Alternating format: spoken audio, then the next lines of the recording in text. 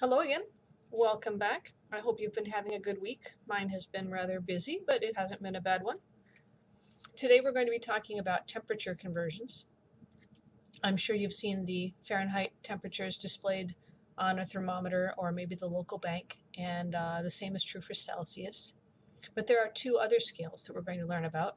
One is the Kelvin scale and the other is the Rankine scale. Both of these are called absolute scales because they have absolute zero at the bottom, labeled as zero.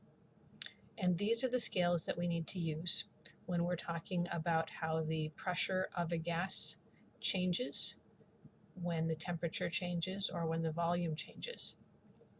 Anyway, let's get started and talk about some temperature conversions. So like I said, there are four different scales. We have the non-metric version, we have Fahrenheit, which you're used to seeing, and then the absolute version of that is the Rankine scale.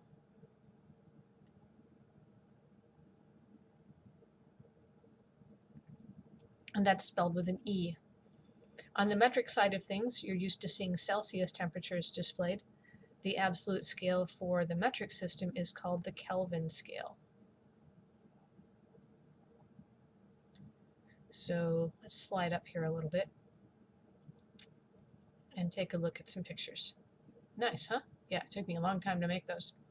At any rate, on an absolute scale, the lowest number that you are going to see is 0. So way down here at the bottom, this is absolute 0. Absolute 0 is the theoretical temperature at which molecular motion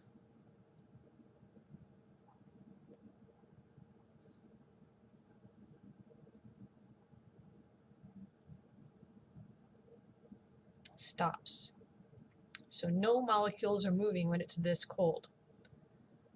An absolute scale will display that value as 0. So over here on the non-metric side of things, we have an absolute scale, right? That's our Rankine 1. And we can tell it's an absolute scale because way down here where absolute 0 is, it actually says 0. Same thing is true on the metric side. The absolute scale is easy to identify because down here at the very bottom where absolute 0 is, it actually says 0. And the cool thing about this is that on an absolute scale, you don't have any negative temperatures. 0 is as low as you can go. All right, let's flip the page here.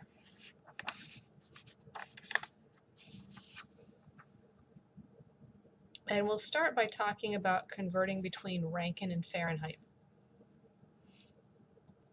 The first thing that we want to notice is the size of a degree.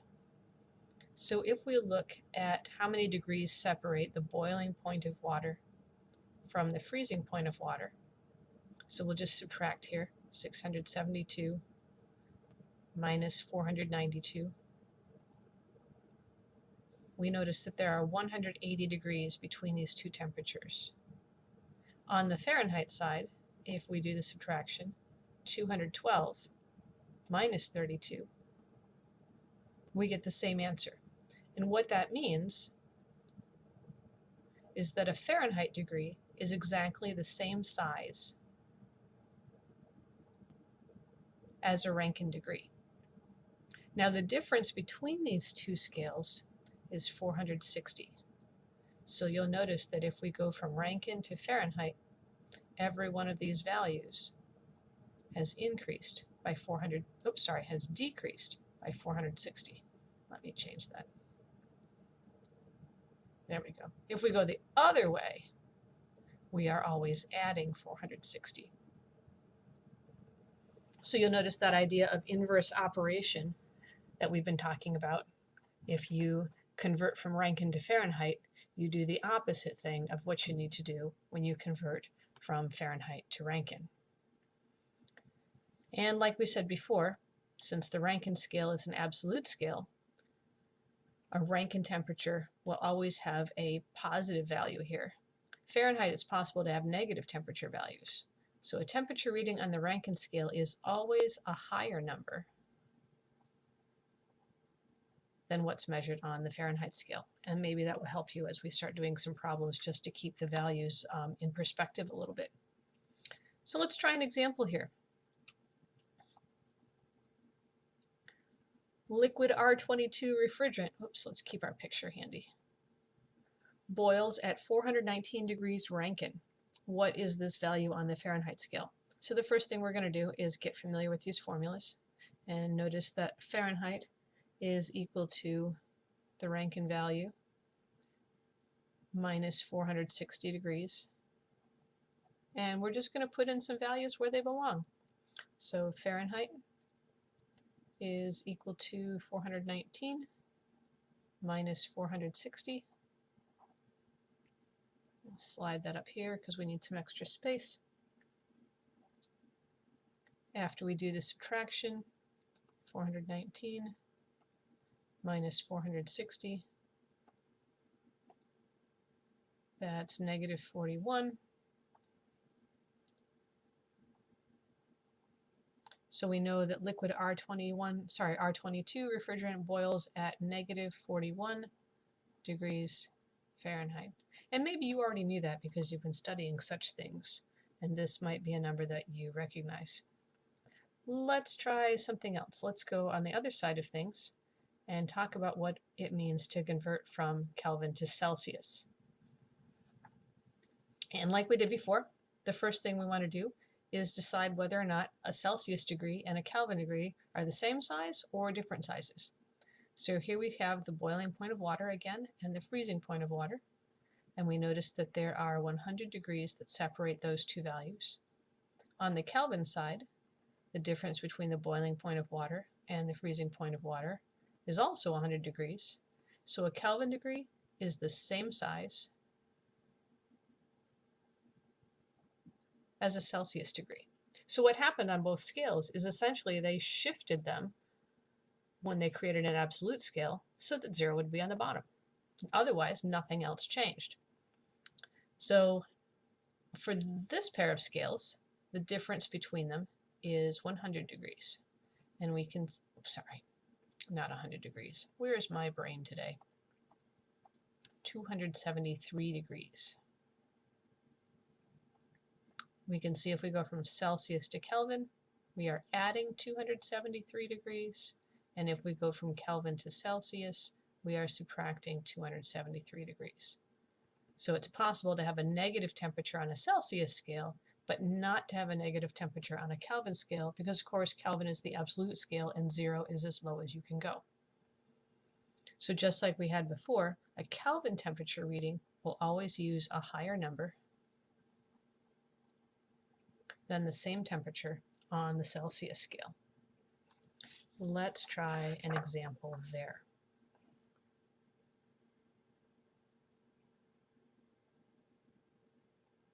So here we have something interesting. The question is, which is cooler, a temperature of negative 8 degrees Celsius or 200 Kelvin? In order to compare these temperatures, we have to use the same scale. It doesn't matter which scale we use, it just matters that both values are using the same one. So we compare Celsius temperatures to Celsius temperatures. So let's try option 1. We'll convert so that both temperatures are measured in Celsius. And we know that Celsius is equal to a Kelvin temperature minus 273 degrees. Let's see. Celsius is equal to a Kelvin temperature, that's 200, minus 273 degrees. And so the Celsius temperature is negative 273. What does that mean for us? Well, the thing that we converted was here. It was the 200. So 200 degrees Kelvin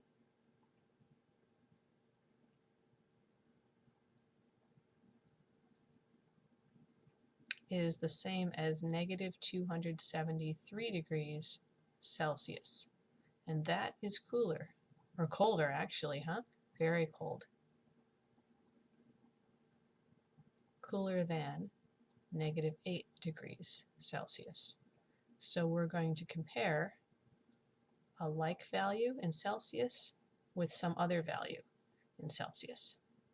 Of course, we can go the other way too. if we want to convert them so that they're both measured in Kelvin. It's not going to change the answer, it's just going to change the values that we look at.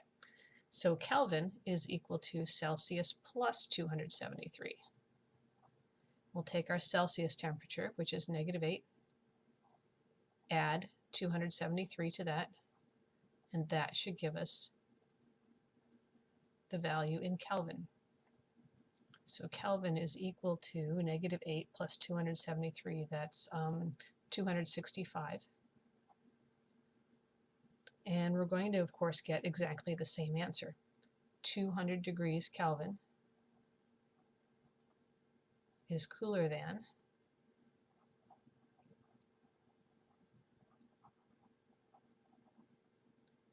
-8 degrees Celsius, because -8 degrees Celsius was worth 265 degrees Kelvin. And again, we will compare the Kelvin temperature with the Kelvin temperature.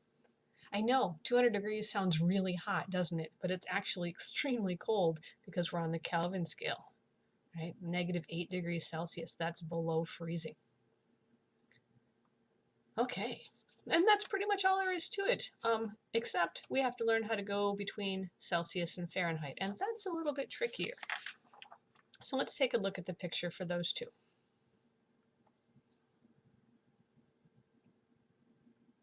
I have to flip all the way over to the next page. And we'll start the same way we did before. Let's compare the size of the degrees. So over here, we already know that it takes 100 degrees to go from the freezing point of water to the boiling point of water.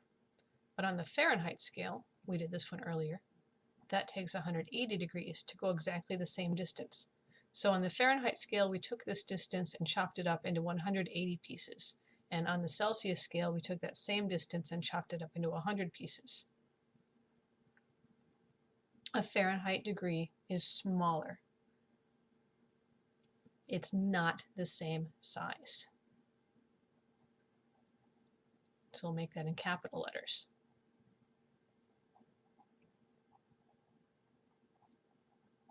Maybe we'll even highlight it just to make sure that we see it. A Celsius degree is larger. As a matter of fact, it's 1.8 times larger. And you can see that because I've got the 100 here and the 180, and when you divide, we end up with 1.8. So this distance chopped up into 100 pieces, this distance chopped up into 180 pieces. The Celsius pieces are bigger. There's a poem that my kids learned in grade school. Maybe it will help you when you start talking about Celsius temperatures. It says 30 is hot, 20 is nice, 10 put a coat on, and 0 is ice.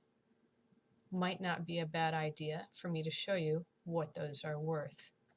So 30 is in Celsius is the same as 86 degrees Fahrenheit, a very warm day.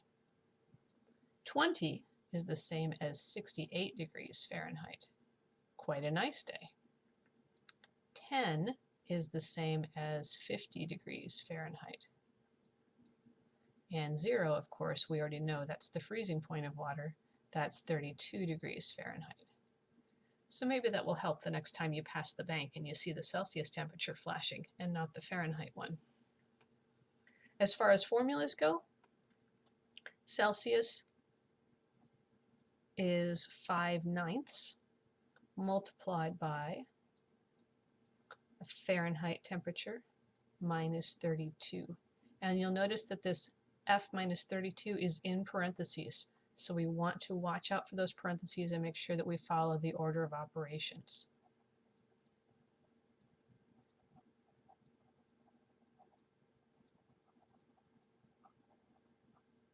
This 5/9, let me show you here on the calculator. If we took 1.8 and wrote this as a fraction,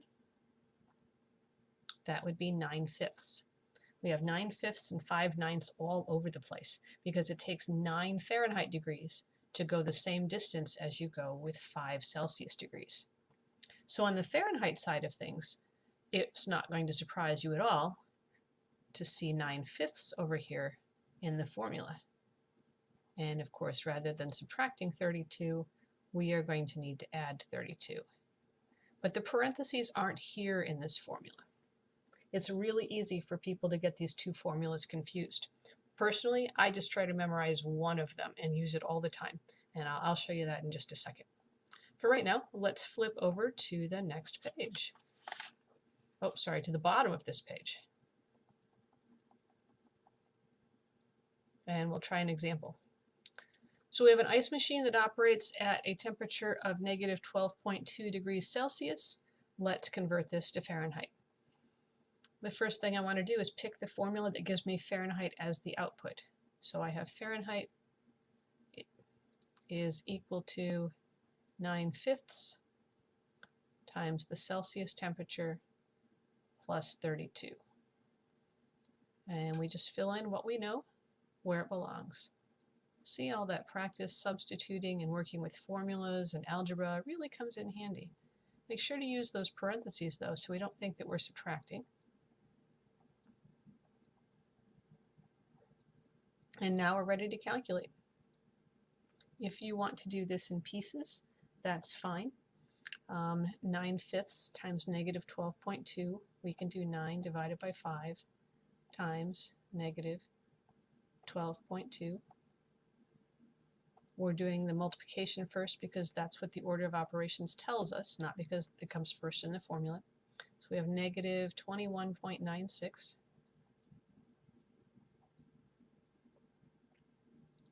plus 32.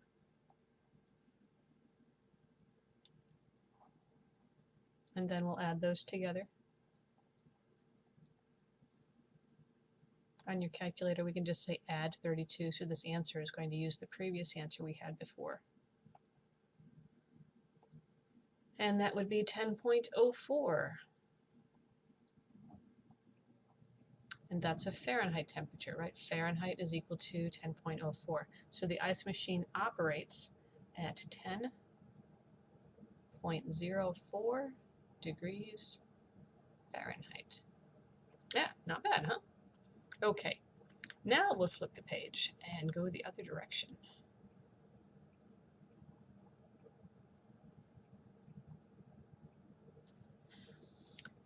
We have a refrigerant that changes state at 125 degrees Fahrenheit.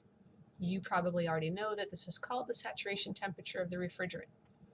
Our job is to convert that temperature to a temperature that's in degrees Celsius. So the first thing that we can do is actually memorize both of these formulas.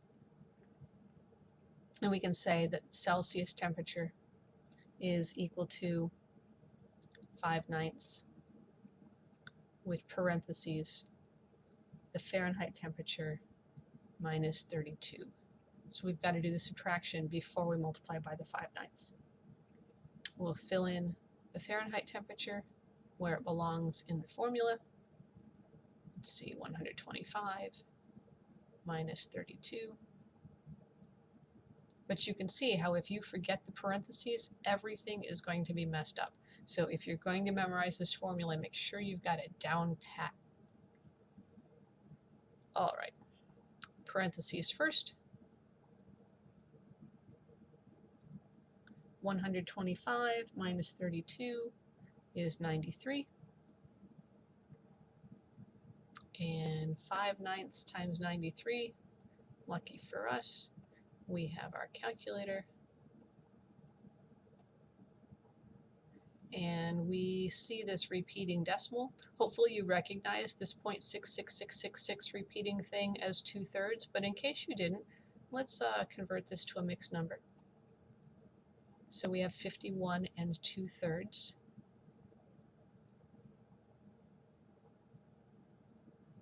Remember, that's what we talked about in terms of the beauty of fractions, is that we don't have to worry about any round off error. This is exactly 51 and 2/3 degrees Celsius. So 125 degrees Fahrenheit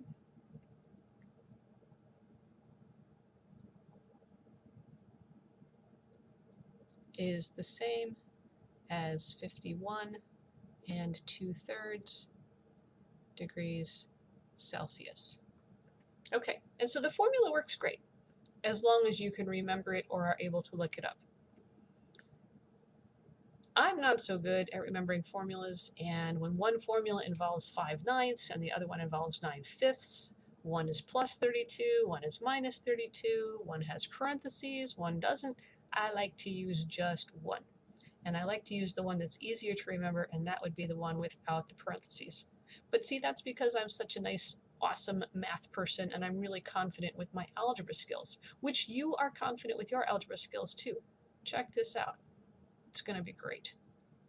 We'll keep this answer up here so we can see it. All right, the other formula, that was the nice one. F is equal to 9/5 of a C plus 32. We started off with 125 degrees, Fahrenheit. Guess we don't need the degrees in the formula, do we? So fill that in where F is. And our job is to find C. You know how to do this, right? We'll just subtract 32 from both sides.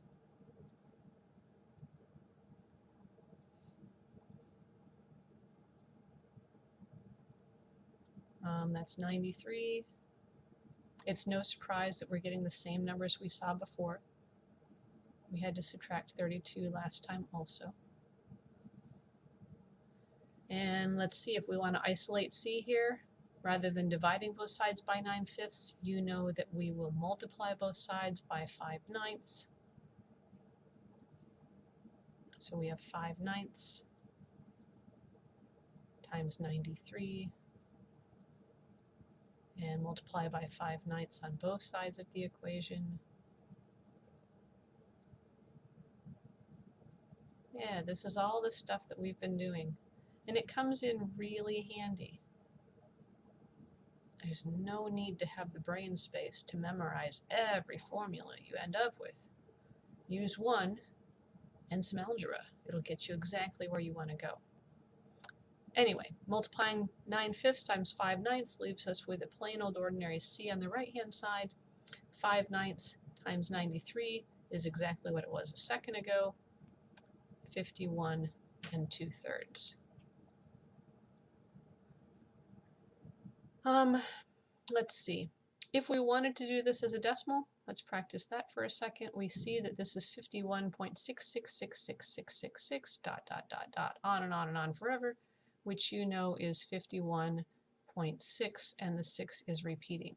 So we could say that 125 degrees Fahrenheit is exactly the same as 51.6 repeating degrees Celsius. Or if you want, we could round. Maybe we round this to the nearest tenth. 51 point, and we'll figure out what goes there. Right, nearest tenth, we have to look to the right. We see a 6, so we would actually say 51.7 degrees Celsius. And now I'm going to erase that little underline underneath the tenths place. And that's really it. We can convert from one to the other. If we need to take 2 steps in the picture, then we just use 2 formulas. There are formulas to go directly from, say, Kelvin all the way over to Fahrenheit, or from Rankine over to Celsius, but they just push the 3 formulas we've already got together anyway. And I'm just not a big fan of memorizing more formulas than I have to. I don't know about you. Here are the formulas that we've seen. And what I want to point out here is all of these inverse relationships, right? Add 460, subtract 460. Add 32, subtract 32. Multiply by 9/5, multiply by 5/9. Right, that's the same as dividing, is to multiply by the reciprocal, and that's why these look the way they do. Add 273, subtract 273. So really, you only need to worry about 3 of these, and after that you can use some algebra.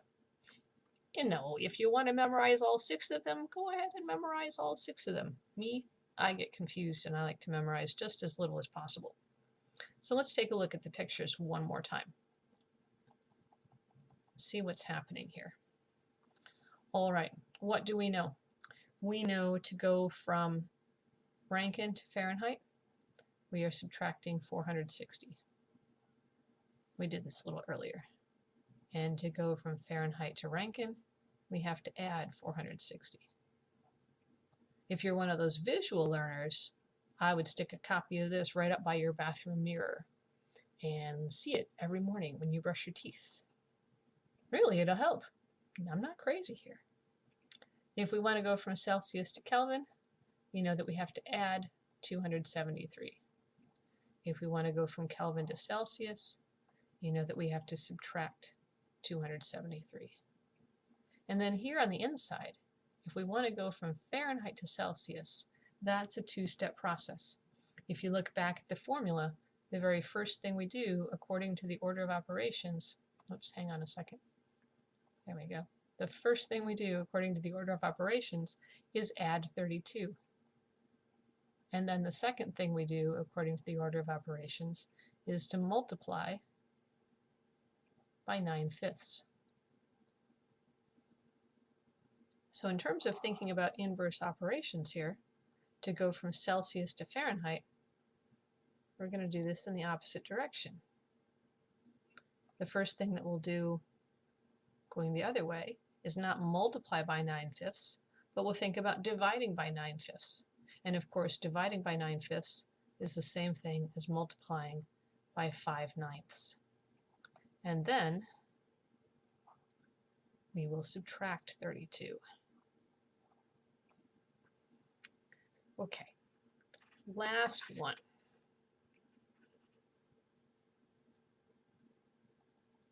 The fresh food section of a refrigerator is typically kept at a temperature of about 2 degrees Celsius. We need an equivalent temperature in degrees Rankine. So what I'm going to do is give you a little bit of a guide. The very first thing that we want to do is convert this Celsius temperature to Fahrenheit. And then the second thing we want to do is convert the Fahrenheit temperature to Rankine. And that'll take us 2 steps in the picture that you have on the top part of your page. All right, so I'm going to ask you to just pause this recording and see what you can do. And then come back when you're done and we'll compare.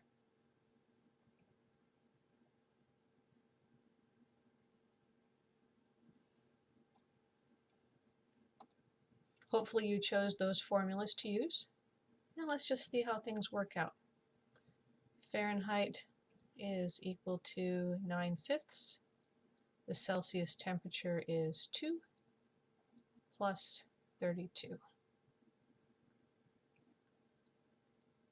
We can do this all at once on your calculator if you like. 9 divided by 5 multiplied by 2 plus 32. Because of course your calculator knows the order of operations. It's no big deal to do it in 2 steps if we want. The answer is just 35.6. And then we take that 35.6 and bring it over here.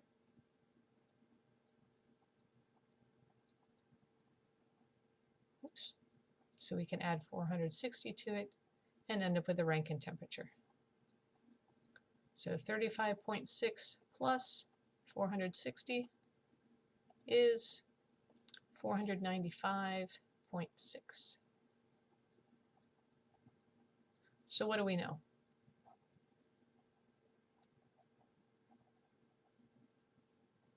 Two degrees Celsius is exactly the same as 495.6 degrees Rankine. And there we go. That's it. That is all there is to it.